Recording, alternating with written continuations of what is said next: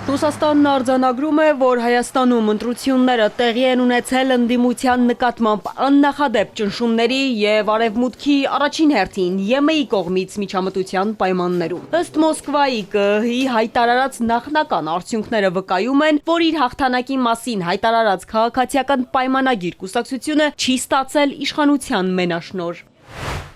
Նախընտրական ամբողջ քարոզարշավը և բուն քվեարկության գործընթացն անցել են ընդդիմադիր կուսակցությունների և շարժումների, նրանց ակտիվիստների ու համակիրների նկատմամբ իշխանության կոշտ բռնաճնշումների մթնոլորտում։ Հայաստանի ներկայիս վարչակազմին բնորոշ ձեռագրով հալածանքները թիրախավորել են բացառապես այն քաղաքական ուժերին, որոնք հանդես են գալիս Ռուսաստանի հետ դաշինքի ամրապնդման, Եվրասիական ինտեգրմանը, Հայաստանի հետագա մասնակցության և մեր երկրի դեմ թշնամական գիծ վարող Եվրամիությանը միանալու փակուղային կուրսից հրաժարվելու օգտին։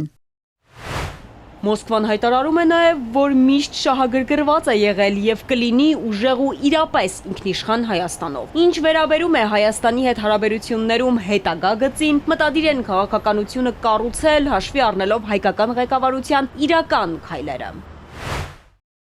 Մենք սպասում ենք ընտրությունների վերջնական արդյունքների հրապարակմանը, միևնույն ժամանակ մանրակրկիտ արձանագրում ենք Հայաստանում ընտրությունների շուրջ բոլոր հաղորդագրությունները, այդ թվում բազմաթիվ խախտումների վերաբերյալ։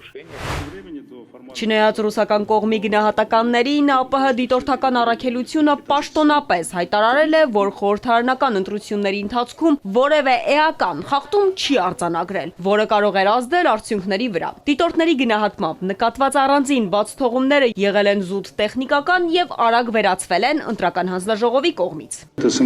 ԱՊՀ դիտորդական առաքելությունը հանգում է եզրակացության, որ Հայաստանի ազգային ժողովի ընտրություններն անցկացվել են սահմանադրությանը և ընտրական օրենսգրքին համապատասխան, բազմակուսակցական հիմքով, բաց ու մրցակցային։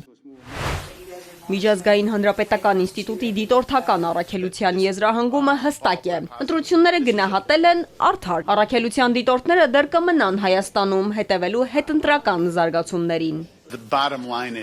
Մեր եզրահանգումն այն է, որ սա արդար ընտրություն է առանց որևէ երկմտանքի, և ընդհանուր տպավորությունը նույնպես այդպիսին է։ Ընտրությունները գնահատվում են որպես լավ կազմակերպված և արդար ընթացքով անցկացված։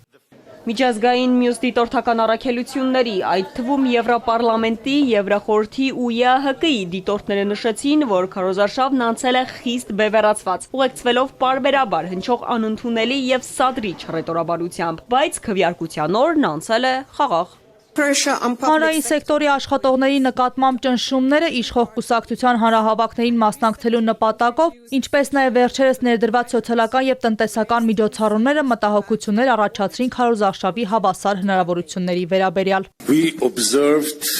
Մենք չենք արձանագրել վարչական ռեսուրսների համակարգային չարաշահում։ Իհարկե նման միջադեպեր նկատել ենք, բայց դրանք համակարգային բնույթ չեն կրել։ Ինչ վերաբերում է ընտրությունների արդյունքի վրա ազդեցությանը, որն անշուշտ հնարավոր չէ գնահատել դիտորդական առաքելության միջոցով, կարող ենք վստահ ասել, որ հայաստանյան ընտրողներն իրապես ունեցել են ընտրության հնարավորություն և կարողացել են դա անել ազատ միջավայրում։ Եվրադիտորդները նշեցին նաև, որ ընտրություններն անցել են արտաքին ուղղակի միջամտությամբ և ճնշմամբ։ Հարցին, թե որ ուղղությունից է եղել այդ ճնշումը Հայաստանում, ԵԱՀԿ ԺՀՄԻԳ դիտորդական առաքելության ղեկավարը պատասխանեց. Ռուսաստանի կողմից նկատել են առևտրի սահմանափակումներ, բայց գրանցել են նաև բարձր մակարդակի ներգրավում ԵՄ ու ԱՄՆ պաշտոնյաների կողմից։